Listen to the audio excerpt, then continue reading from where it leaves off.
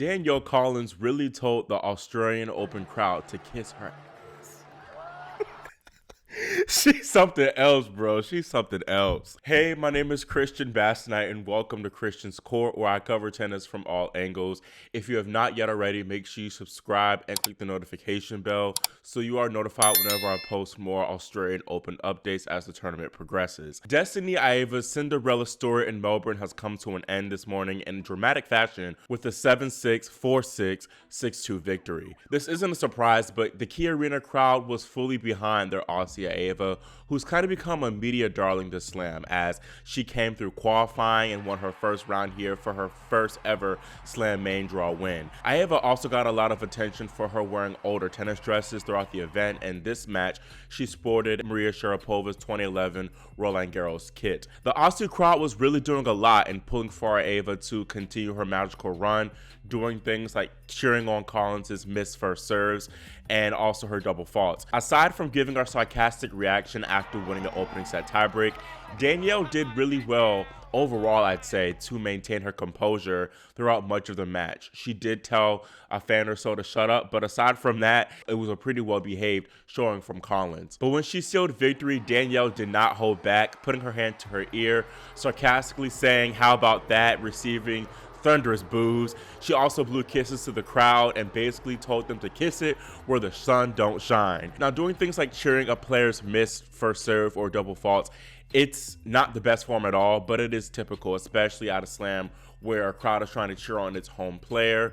I remember Taylor Fritz, he told the crowd to shush it when he was playing Arthur Rinderknecht in the Roland Garros in 2023, and then also last year at the U.S. Open semifinals, the crowd was pretty brutal against Aryna Sabalenka when she was playing Amanda Navarro in the semifinals, cheering on her missed first serves and double faults. Same thing in the actual final against Jessica Pegula. So I don't think they were anti-Danielle. They were just very much pro-Aiava, and Destanee was also the last Aussie woman remaining in the draw, so they were going to go even harder for her, considering that she was all they had pretty much. Danielle, though, didn't see it this way, and she told ESPN that she was happy the people who dislike or hate her are paying her bills, obviously referring to the Aussie crowd. I just figured, if I'm going to be out here, I better take home that bigger paycheck. So, thanks for the paycheck, Australia. I'm definitely somebody that kind of needs to have a bit of a fire, under my ass, and I just feel like, all of this just motivates me to do better. It's a pretty amazing feeling as an athlete because the people that dislike you or hate you pay your bills. So that's a really rewarding feeling to be out here. And it just feels like a really great day. In her post-match press conference, Danielle shared the same sentiment of her loving and really enjoying the fact that the crowd was against her because their quote-unquote hate motivated her to get through the finish line and helped her play better. One of the greatest things about being a professional athlete is the people that don't like you and the people that hate you, they actually pay your bills. It's kind of a cool concept. And, obviously my professional career is not going to last forever. And so I just remind myself every day, like when I have that kind of stuff, like they're paying my bills. Like every person that's bought a ticket to come out here and heckle me or, do what they do, like it's all going towards the Danielle Collins fund. So bring it on. I love it. We love a 5-star vacation. So I can guarantee you that check is going to go towards our next 5-star trip, hopefully to the Bahamas. We like boats. We like big boats. We like yachts. So, we'll post about it and let you guys know how it goes. Danielle is simply something else. In my opinion, she's kind of become the female version of Nick Kyrgios in terms of there being a big polarizing figure on the tennis tour and low-key being like a villain that people love to hate, to be honest. I think that she is far less toxic than Nick Kyrgios, but still she's such a troll. There are some parallels between Nick and Danielle as both are at the twilight of their careers and they probably won't be playing for much longer. And when you know that you're not going to be around for much longer, you just have fun with it and you just don't give a F anymore. And that's exactly what we're seeing with Danielle right now. She's just having complete fun with it right now. First, of course, with the Iga United Cup handshake and making a meme out of herself and talking about not taking herself too seriously, which ruffled a lot of feathers. And then now this. People are going to hate on Collins so much more, unfortunately, now after this. But maybe this was all part of the plan, as she did say that she enjoys people hating against her as the haters fuel her and help her play better. Collins, I think, is by far the most polarizing player on tour. I think second to that is Amanda Navarro, but you either love her or you hate her. And Coco said that she likes how Danielle is just authentically herself, whereas other people might think that 31 is just too old to be acting the way that she acts. Honestly, I think she's good for the sport. I think tennis needs a good little villain or something to spice it up. You know, basketball has this Draymond Green. People will tune in to, whether you love her or hate her, again, tune in to support her and think she's iconic, or tune in because you think she's obnoxious and just want her to lose so bad. I personally don't really have a problem with her letting the crowd have it. I don't think that they were too bad against her in this match as far as, you know, heckling her for real, but she's free to react in how she wants to react, just as long as she's not targeting specific people and disrespecting them. I think the Iga Swiatek thing was a little bit of a different case because it came off as like a one-sided beef, and some people even thought it was bullying. But this one I think is different, and I do think it is iconic. Whether you like it or not, I think it's iconic. Her whole story really is iconic, even aside from her rise to this point. But just, she was supposed to retire last year, had that great winning streak, won the Miami Open, and then she came back as raising complete hell. So it's just like, it's something else. I was a fan of Danielle Collins for a long time. This isn't going to stop me from being a fan of hers. I wonder though if she's going to be making more fans or losing more fans out of this whole thing. It's intriguing to me. We'll have to wait and see for that. Now, I got to give Destanee Aiava her credit and her props for not only an incredible fight in this match, but her entire journey to this point.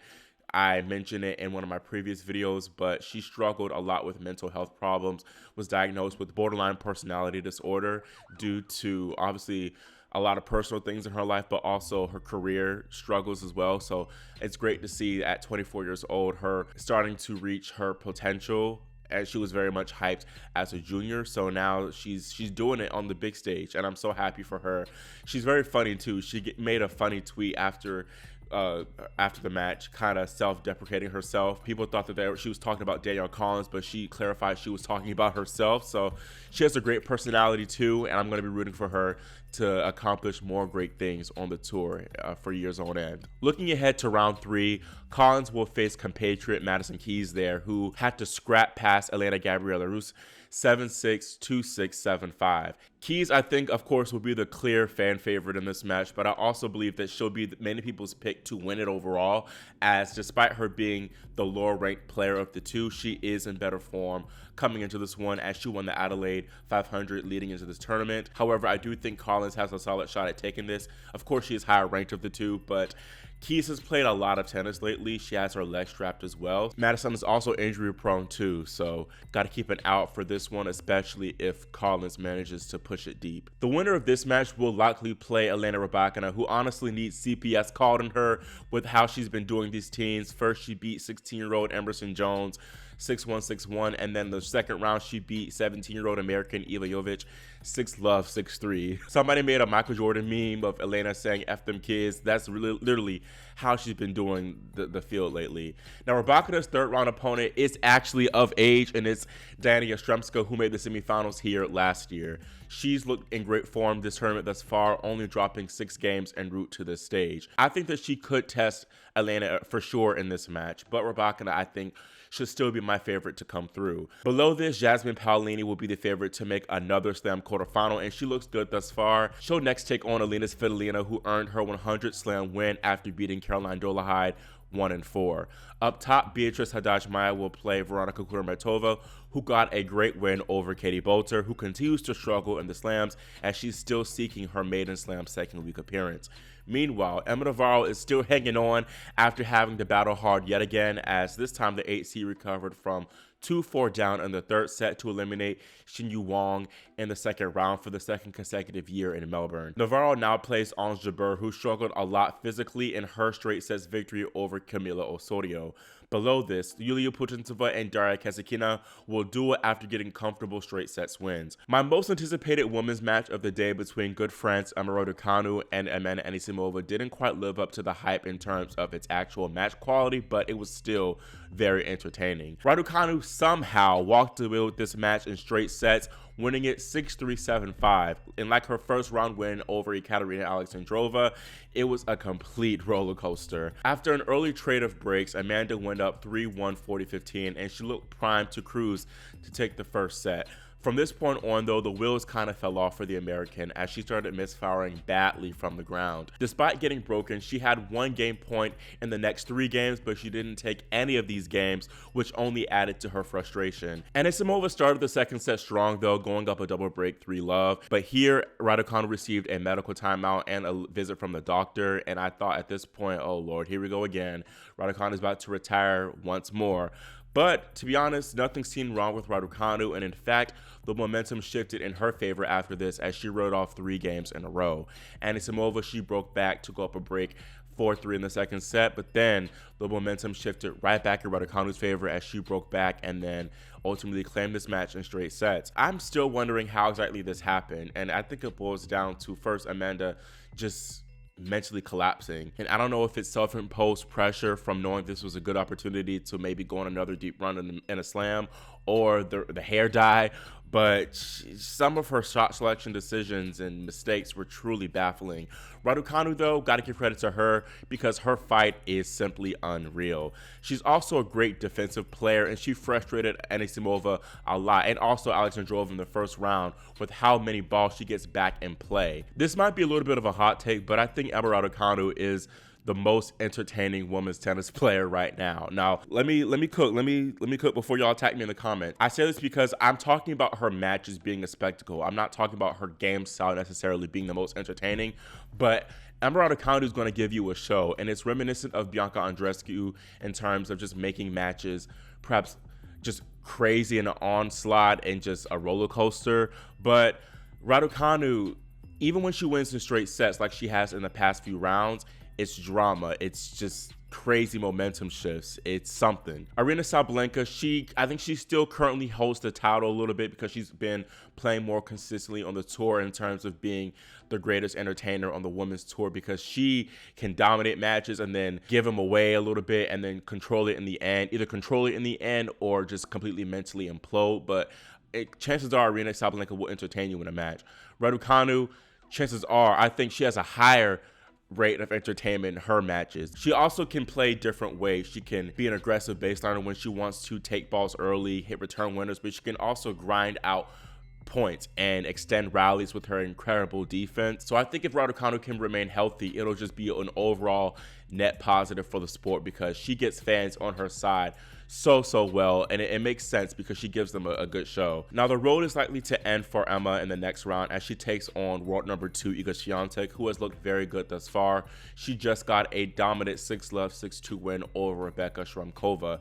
Does Emma have a chance against Iga? Well, she's never won a set against the pole, so it's not looking that great for her. She did push her to a tiebreak in the opening set of their previous meeting in the Stuttgart quarterfinals from last year, though, so I don't know. Plus, that was on clay. Emma has benefited from her opponent's poor form, so she'll have to elevate her level very high if she wants a chance at even pushing Swiatek. But there's also a possibility that Emma makes Iga play bad too. It could just be something about Emma making her opponents play bad overall. Still, I'm going to have Swiatek take this match in straight sets. I sense a 3-3 type of win for her. Iga's going to be the massive favorite to make the quarterfinals now, as she's guaranteed not to face the seed, at least until then, as she'll face the winner. If she beats Raducanu, she'll face the winner of lucky loser Eva Lise or Romanian Jacqueline Christian. That is all I have for this Australian Open women's update video, and let me know your thoughts on the one and only Danielle Collins and her spectacle. Let me know whether you think she's iconic or obnoxious. Also, can Emma actually pull off the upset and beat Iga? Let me know too what y'all think.